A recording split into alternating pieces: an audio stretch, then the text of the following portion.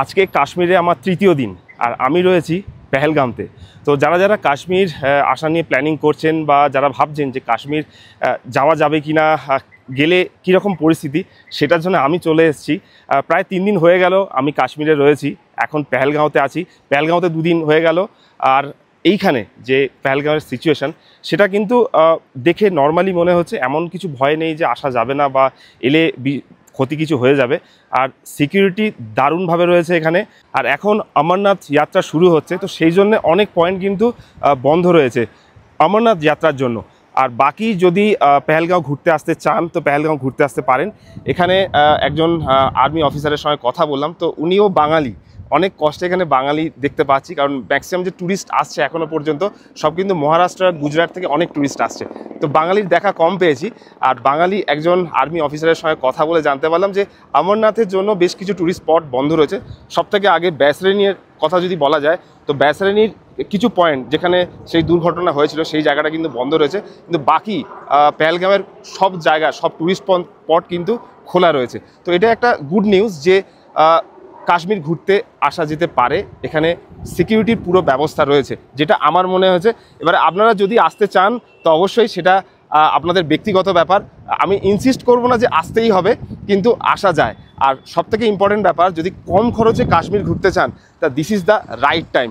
কারণ এখন যে হোটেলগুলোর খরচা প্রায় 4,000-5,000 টাকা করে ছিল, সেগুলো কিন্তু 1,500 থেকে 2,000 টাকায় হোটেল পাওয়া যাচ্ছে একদম পেহেলগাঁওয়ের সুন্দর সুন্দর লোকেশানে। ইনক্লুডিং ডাল লেকের পাশে যে বোট হাউসগুলো প্রায় 12,000 থেকে 13,000 টাকার মতন চার্জেস নিচ্ছিল, সেগুলো কিন্তু প্রায় 3,500 থেকে 4,000 টাকায় চলে এসছে। আর 3,500 থেকে 4,000-এর যে হাউস বোটগুলো সেগুলো 1,000 টাকা অবধি নেমে এসছে। তো সিচুয়েশান এইরকমই, ট্যুরিস্টের আনাগোনা একদমই কম। লাস্ট 3 দিন হয়ে গেল আমি এই কাশ্মীর ট্রিপে ঘুরছি এদিক থেকে ওদিক। আজকের গুলমার্গে যাব। তো এর আগে যতগুলো সাইট সিন করেছি বাঙালি খুব কম দেখতে পেয়েছি, মানে আসছে না সেরকম নয়, খুব কম দেখতে পেয়েছি। তবে একটু তো ভয় লাগবে প্রথমবার কাশ্মীরে এলে এই সিচুয়েশানে।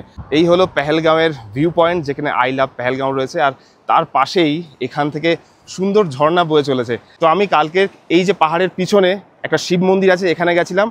আর যেটা ব্যাসরানি সেটা কিন্তু রাস্তার উল্টো দিকে, মানে নদীর এই পারে মন্দির রয়েছে, আর এই পারের যে অফবিট প্লেসগুলো ব্যাসরানি থেকে শুরু করে সব কিন্তু পাহাড়ের এই দিকে রয়েছে। আর এখনও পর্যন্ত আমার যে ট্যুর গাইড ছিল ভালোই সাপোর্ট করেছে, সব জায়গাতে খোঁজখবর নিয়েছে কেমন আছি, কীভাবে ঘুরছি।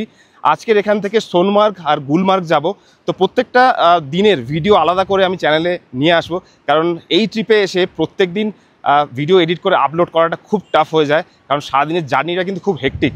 তো আজকের গুলমার্গ যাচ্ছি, আর আমার চ্যানেলটিকে অবশ্যই সাবস্ক্রাইব করে রাখুন, কারণ পুরো কাশ্মীরের ট্রিপ একের পর এক ডিটেলসে আপনাদেরকে বলবো আমার পার্সোনাল অভিজ্ঞতা, কোন জায়গায় যেতে পারবেন, সেই জায়গার অবস্থা কীরকম, আর এখন কাশ্মীর এলে আপনার এক্স্যাক্টলি কেমন লাগবে।